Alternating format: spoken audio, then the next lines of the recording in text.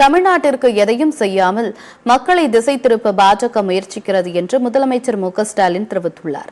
திமுக பொருளாளரும் நாடாளுமன்ற திமுக குழு தலைவருமான டி.ஆர். பாலு எழுதிய நூல் வெளியீட்டு விழா சென்னை அண்ணா அறிவாலயத்தில் நடைபெற்றது.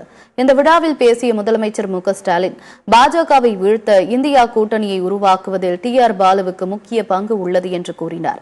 அரசியல் சூழ்ச்சியால் சேது சமுத்திர திட்டம் முடக்கப்பட்டுள்ளது என்றும் அத்திட்டம் நிறைவேறியிருந்தால் நாட்டின் வளர்ச்சிக்கு முக்கிய பங்காற்றி இருக்கும் எனவும் அவர் தெரிவித்தார்.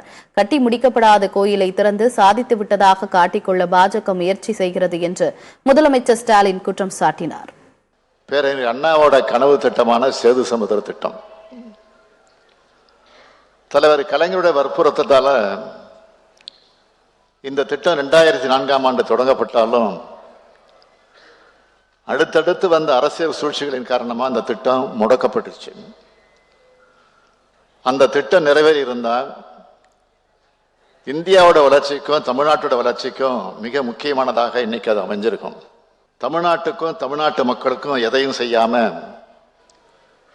பேரிடர் பாதிப்புக்கு கூட நிதி ஒதுக்காம, இறுதி காலத்தில் ஒரு கோயிலை கட்டி மக்களை திசை திருப்ப பார்க்குது பாஜக தலைமை.